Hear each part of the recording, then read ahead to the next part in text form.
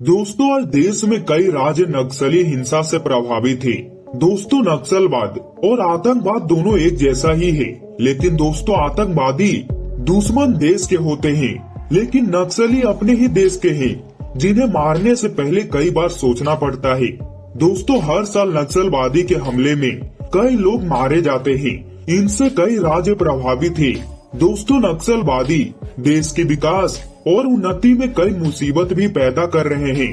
तो दोस्तों, चलिए जानते हैं आखिर देश में नक्सलवाद कहां से शुरू हुआ था और आखिर अपने ही लोग नक्सलवादी क्यों बन गए। आखिर दोस्तों क्या कारण थी जिसके कारण देश में नक्सलवादी पैदा होने लगे। तो दोस्तों चलिए जानते हैं। दोस्तों, वीडियो में आगे बढ़ने से पहले वीडियो को लाइक और चैनल को सब्सक्राइब करके बेल आइकन को ऑल जरूर करिएगा। दोस्तों, भारत दुनिया का सबसे बड़ा लोकतांत्रिक देश है। 15 अगस्त 1947 को मिली आजादी के बाद से ही यहाँ लोकतंत्र लगातार मजबूत बना हुआ है। रिपब्लिक सिस्टम पर काम करने वाला देश और जनता के मजबूत विश्वास ने यहाँ लोकतांत्रिक संस्कार पैदा किए। लेकिन दोस्तों, ये विडम्बना है कि भारत की आजादी में छिपी आधुनिक विकास और प्रगति और उन्नति की रोशनी आजादी के सालों बाद भी जब देश के कई इलाकों में नहीं पहुंच पाया, तो रोटी, कपड़ा, मकान, सड़क, सिस्टम और रोजगार जैसी बुनियादी सुविधाओं के अभाव में देश का एक बड़ा जनसंख्या गलत रास्ता चुन लिया। दोस्तों, ऐसा नहीं है कि देश में विकास नहीं हुआ, लेकिन दोस्तों विकास की लहर एक तरफ तो चली और एक तरफ नहीं। और दोस्तों, ये भी सच है कि आज देश में एक तरफ विकास नहीं पहुंच पाया है। संसाधनों के अभाव और लाल फीता शाही में फंसी सिस्टम में बड़े पैमाने पर लोगों का शोषण और अधिकारों का हनन हुआ, जिसका नतीजा सिस्टम से नाराजगी के रूप में सामने आया और आगे चलकर इसने विद्रोह का रूप ले लिया, जिसका परिणाम हिंसा के रूप में हुआ। दोस्तों, सिस्टम के खिलाफ अपने अधिकारों की जंग में ऐसे लोगों ने हिंसा का रास्ता चुना और उनकी इस हिंसा ने नक्सलवाद का रूप ले लिया। दरअसल दोस्तों, आज देश जिस नक्सलवाद से जूझ रहा है, उसकी शुरुआत पश्चिम बंगाल के छोटे से गांव नक्सलबाड़ी से हुई।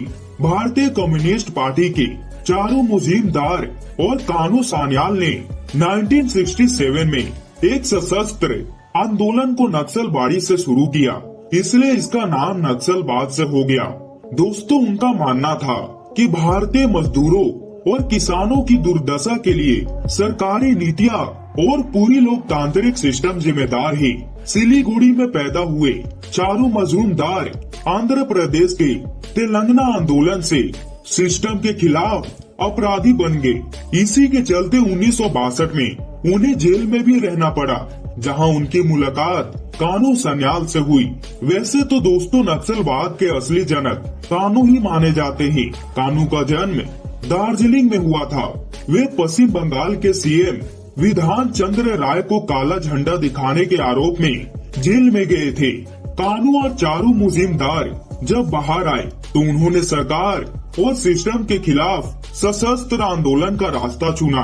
दोस्तों, कानू ने 1967 में नक्सलबाड़ी में सशस्त्र आंदोलन की अगुवाई की, लेकिन दोस्तों आगे चलकर कानू और चारू के बीच दुश्मनी बढ़ गई और दोनों ने अपनी अलग राह चुने और दोनों ने अलग अलग पार्टियां बनाई।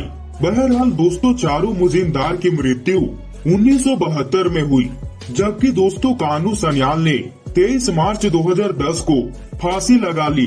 हालांकि दोस्तों, दोनों की मृत्यु के बाद नक्सलवादी आंदोलन भटक गया, लेकिन यह भारत के कई राज्य जैसे आंध्र प्रदेश, छत्तीसगढ़, उड़ीसा, झारखंड और बिहार तक फैल गया।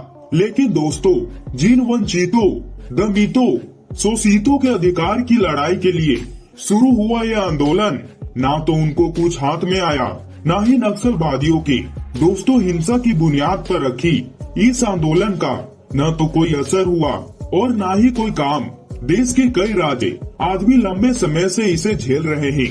नक्सलवादी हिंसा में सैकड़ों बेगुनाहों की मौत हो चुकी है, जबकि देश का आदिवासी समुदाय भी डायरेक्ट और इनडायरेक्ट रूप से इस हिंसा का शिकार है। तो दोस्तों, ये थी नक्सलवाद पैदा होने की कहानी।